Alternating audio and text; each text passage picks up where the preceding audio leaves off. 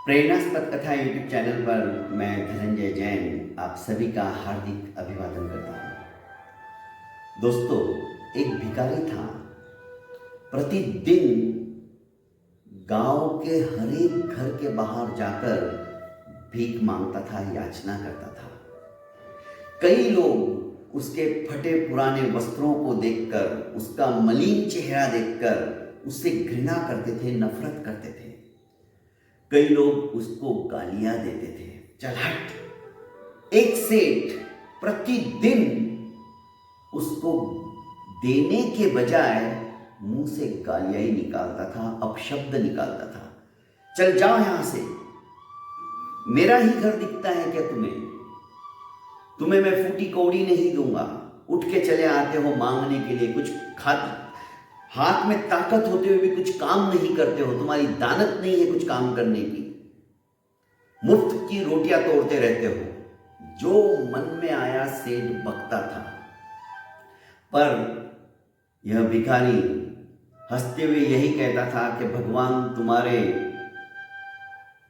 कर्मों को क्षमा करे, पापों को क्षमा करे, तुम्हारा भला करे। दुआएं देकर निकल जाता था। कभी कभी ये सेठ उसे धक्का मार देता था, गिरा देता था। फिर भी उसके मुंह से यही निकलता था, भगवान तुम्हें क्षमा करे, भगवान तुम्हारा भला करे। चेहरे के ऊपर रोष नहीं लाता था। एक दिन शायद सेठ का बहुत बड़ा नुकसान हुआ होगा। सेठ ने आओ देखा ना ताओ, भिखारी जैसे ही आया दरवाजे पर मांगने लगा, उसने पत्थर उठाया और एक दे मारा। भिखारी का सर फूट गया, खून आने लगा। जैसे तैसे भिखारी आगे की ओर बढ़ा, लोगों से याचना की, पर उसके कटोरे के अंदर डालने वाला कोई नहीं था। एक बुढ़िया ने बासी रोटी जो आधी थी वो डाल दी और भिखारी अपने घर की ओर, अपने झोपड़ी की ओर, अपनी कुटिया की ओर चल पड़ा। ये सेठ सोचने लगा, मैं इसको प्रतिदिन इतना भला बुरा कहता हूं, गालियां देता हूं, कभी इसको जिंदगी में मैंने पानी तक नहीं पिलाया, खाने की तो बात दूर रही, फिर भी इसके मुंह से मेरे लिए दुआएं निकलती है। और आज मेरा छोटा सा नुकसान हो गया था तो मैंने इसको पत्थर दे मारा, खून आ रहा है, फिर भी इसने मुझे दुआएं दी। ये है कौन? सेठ उसका पीछा करते करते सायंकाल सूर्यास्त के समय जब भिखारी अपने झोपड़ी में पहुंचा, एक बुढ़िया जो कि टूटे फूटे खटिये के ऊपर सो रही थी, अचानक उठी और कहने लगी, आ गए, क्या लाया आज? तो कटोरे में तो सिर्फ आधी बासी रोटी थी। उसने कहा, बस आज तो यही भीख मिली है। पर तुम्हारे सर से खून क्यों आ रहा है, क्या हो गया? लोग रोटी देने के बजाय, खाना देने के बजाय पत्थर और गालियां देते हैं। क्या करूं, इसीलिए खून आ रहा है। पर मुझे कुछ गुस्सा नहीं आता। याद है ना तुम्हें, आज से 40 साल पहले की बातें? हम भी इतने रईस हुआ करते थे, हम भी सेठ की तरह अपने जीवन को यापन करते थे, किसी प्रकार का अभाव अभियोग नहीं था। भगवान की कृपा से हमारे पास सब कुछ था। पर जब वो अंधा भिखारी हमारे दरवाजे पर आता था तो हम उसका उपहास उड़ाते थे, उसको गाली गलौज करते थे।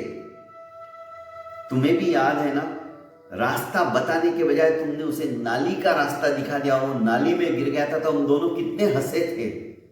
फिर भी उसने हमें कुछ कहा नहीं था, बस यही कहा था कि तुम्हारे कर्मों का हिसाब वो ऊपर वाला करेगा। तुम्हें अभी अच्छा लग रहा है, पर एक दिन जब कर्मों का उदय आएगा, लेखा जोखा ऊपर वाला बराबर लिख रहा है, वो हिसाब तो तुम्हें भी देना ही पड़ेगा।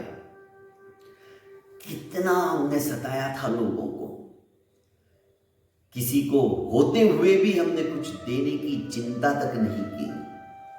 अरे हमने ये नहीं सोचा कि आज मैं समर्थ हूं और मेरे दरवाजे पर कोई आया है, ऊपर वाले ने मेरे को सेवा करने का मौका दिया है, तो भी हमने उस मौके को हाथ से जाने दिया और उसका उपहास किया, उसको तिरस्कृत किया, उसको अपमानित किया, उसको दंडित किया, गाली गलौज किए, मारा, धक्के मार के बाहर निकाल दिया।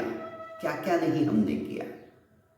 बस मैं यही सोचता हूं, उस भिखारी की, अंधे भिखारी की बद्दुआएं हमें लगी है, पर मैं किसी को बद्दुआएं नहीं देता हूं, क्योंकि जो हालत आज हमारी है वो किसी और की नहीं होनी चाहिए। जिस हालत से हम गुजर रहे हैं आज, कोई और नहीं गुजरना चाहिए। बस यही भावना रहती, इसलिए चोट भी लगी तो भी मैंने उसे कहा कि भगवान तुम्हारा भला करे। सेठ बाहर सब कुछ सुन रहा था, उसे समझ में आ गया कि कर्मों का फल तो भोगे बिना छुटकारा नहीं है। दूसरे दिन जैसे ही भिखारी उसके दरवाजे पर फिर से आया, सेठ ने हाथ जोड़कर माफी मांगी और कहा कि मुझे माफ कर देना, मैंने आपको बहुत सताया है, और जो कुछ रोटियां निकाल के रखी थी वो उसके पात्र के अंदर डाल दी। देरी से सही दोस्तों, जब हमारे जीवन के अंदर प्रकाश की किरण प्रकाशित होती है तो हमें अच्छे कर्मों के रास्ते पर चल पड़ना चाहिए। यदि हम अपने जीवन के अंदर वैसे ही रहे, बदलाव नहीं लाया, विचारों को चेंज नहीं किया, तो दोस्तों जीवन हमारा निरर्थक हो जाएगा। इस जीवन का कोई अर्थ नहीं रहेगा। बहुत बहुत धन्यवाद दोस्तों। कहानी कहने के पीछे यही आशय है कि कर्म किसी को छोड़ते नहीं है दोस्तों। अतएव अच्छे कर्म करें, सबका भला करें, सबका अच्छा करें। यदि हम ऐसा करेंगे तो सचमुच में हमारा मनुष्य जन्म सफल हो जाएगा। बहुत बहुत धन्यवाद। मेरे इस YouTube चैनल को आप ज़्यादा से ज़्यादा लाइक एवं सब्सक्राइब कर अपनों को फॉरवर्ड कीजिए। प्रणाम।